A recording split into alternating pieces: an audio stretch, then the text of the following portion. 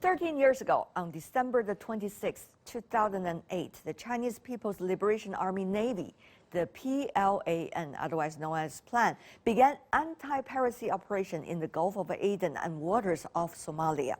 Through years of Navy's rescue and humanitarian missions, China has gained more trust from other countries and has shown responsibility as a global player. Last week, the 39th Fleet from the Chinese Navy had just finished its 1,457th escort mission.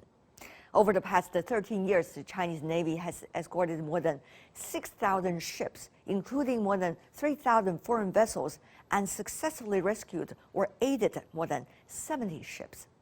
Besides China, the US, Russia, Japan, Iran, and other countries also sent naval forces to escort ships in the Gulf of Aden. So what can we learn from this kind of international cooperation took place 13 years ago already? And what more can we look forward to now under the new realities? Let's ask our panelists.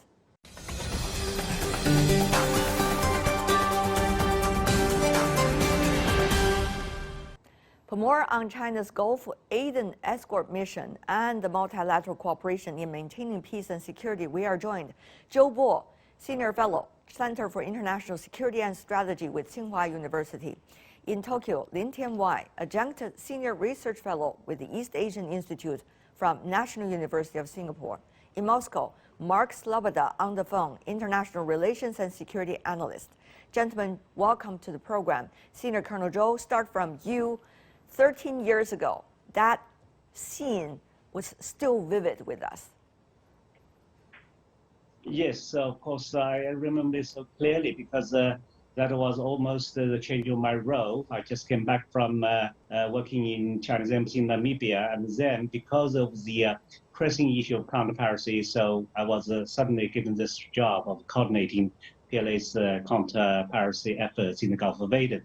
So for that, I had to make almost once a trip to Bahrain, where international military coordination was held, and then I have to make 3 trips to UK in a year, and another 3 trips to UN to attend all these related meetings. So I'm always either on the flight or some people is on the way to the embassy to manage a visa for me.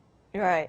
Well, Mr. Lim coming from Singapore, Mr. Sloboda coming from Russia, because there is enormous amount of cooperation among militaries around the world. A dozen countries participating. Yes, indeed. This is the field of non-traditional security, NTS, and it is a common issue which some would call a global commons, where everyone has a stake in ensuring that the sea lanes are free from piracy. And coming from Southeast Asia, we do know that, for example, in our own backyard, the Straits of Malacca, many ASEAN countries have to cooperate amongst themselves and also with external powers to keep the very busy sea lanes in the Malacca Straits, safe from piracy.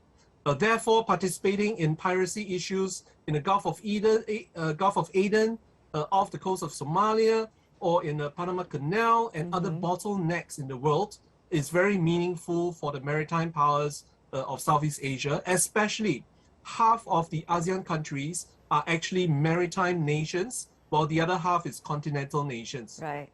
Mr. Sloboda, Gulf of Aden mission 13 years ago, the reason it's being remembered so well and vividly is because of the enormous amount of international cooperation. Russia participated as well.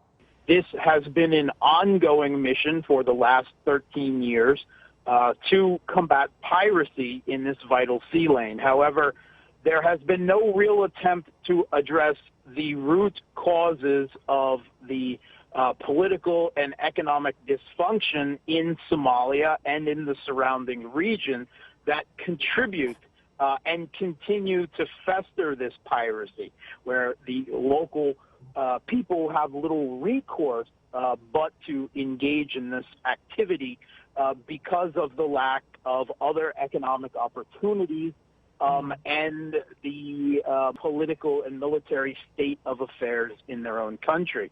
But as much cooperation as there has been, this has also been a flashpoint for geopolitical tensions.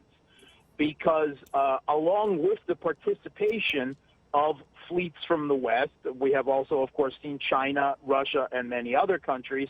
China has opened a logistics base to manage, to help supply and continue their mission in Djibouti. The U.S., which has over 900 such bases, has reacted extremely negatively to the opening of this base, and they have also blocked thus far a Russian base from thus opening.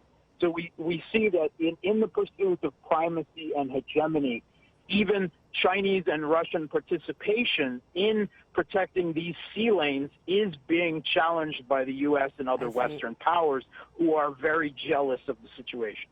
Senior Colonel Zhou, we thought we started with the celebrating note. However, Mr. Sloboda already dragged us to the geopolitical realities. Your thoughts on this? Well, he's talking about reality, but I believe the past can shed some light on how we should actually do in the future. Because the international cooperation in counter-piracy in the Gulf of Aden is a brilliant example of how countries could put aside the social differences, the sizes, whatsoever, to actually join each other in addressing the common threat. So this is such a good but rare example. Just to think, how many countries involved? You mentioned about 1,000 countries. That is true, but at the height of the time, there are actually 25 countries involved. These include independent deployers like China, Russia, India, and also coalitions like EU, like NATO, like CMF, which is led by the United States. So all these countries were working together. They actually changed information on the same system, that is Mercury system, made by EU, that is a kind of encrypted platform for people to exchange information. This could hardly be imagined in peacetime. So this is a brilliant example, especially when we consider the competition in China and the United States is intensifying. But still, during President Xi and Biden's virtual meeting, both leaders vowed not to have a conflict. And President Biden even suggests to have some common sense guardrails. So yes, we talk about guardrails, how to avoid incidents or accidents, but we should look at the past. That is more important. That is an example of cooperation. Mr. Lim, your thoughts? Well, in international relations, there are two schools of thought, constructivism and functionalism. And the cooperation at the Gulf of Aden does demonstrate the potential for many countries to cooperate in patrols and non-traditional maritime security. In addition to that, I would like to add that there are also economic incentives for such patrols to take place. Because whenever piracy happens, the insurance for the shipping lanes will go up. And this will hurt ultimately the consumers of the goods that are passing through the sea lanes. And certainly much of the products that are coming from the Middle East, East Africa, products like petroleum, does come to Southeast Asia and Northeast Asia. A large percentage of it is needed for energy industries, and also the manufactured products from East Asia goes the other way around. So there are economic incentives for many countries to work together, to cooperate as a form of functionalism. And certainly, I think many ASEAN countries, which are dependent on open trading regimes and sea lanes, will definitely work with all parties concerned, because this is a global commons. Right. And I think the coronavirus has also taught us the danger of supply chain disruption. Senior Colonel Zhou, earlier Mr. Lim has provided quite some inspiration as to how we can go from here. But geopolitics are realities.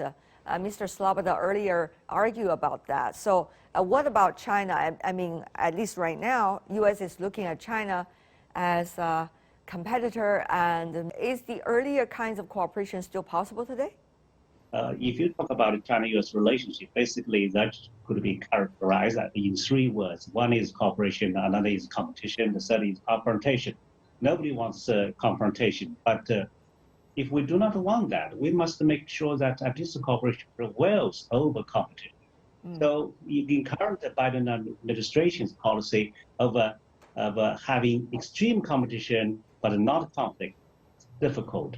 Because if you listen to some people who say, our relationship is extreme competition, then that sounds dangerous because it sounds that it's not so far away from conflict. So that's why exactly we should just review the lessons learned from Gulf of Aden to show that, hey, you see, we do have a lot of areas of cooperation. But people now still talk about, say, DPRK issue, like Afghan issue and climate change. But in military field, I think the top priority is to avoid miscalculation and conflict. Mr. Lim, one of the things that countries in the ASEAN region refuse is to refuse to stand in the team, so-called of China or the team of the U.S. Because ASEAN has been patrolling the central neutrality for a long time. But Mr. Lim, so how do you see international cooperation possibilities like that? When parties involved raise the possibility, how will countries like Singapore, like your country, and others in the region react to that? Well, the whole concept of ASEAN centrality means that ASEAN wants to engage all major powers, all of them.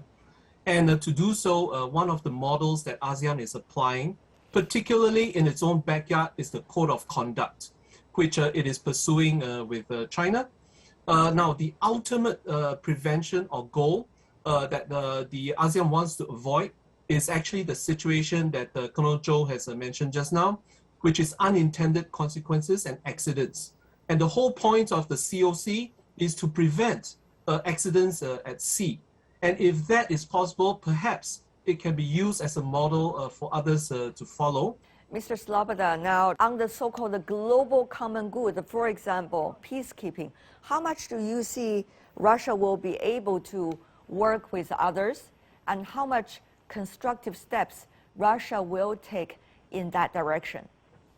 Despite attempts and claims of isolation of Russia by the West, we see that the West is not the world, and that their dictates about who should and should not have relations with other countries does not always have as much strength as they would like it to. At the same hand, we have seen even Western allies, Turkey and Germany, sanctioned or threatened with sanctions simply for conducting business with Russia by the United States and their allies. This is extremely dangerous, of course, to free trade and international relations as a whole. It's a very dangerous precedent, but we don't see this incidence decreasing. It is increasing.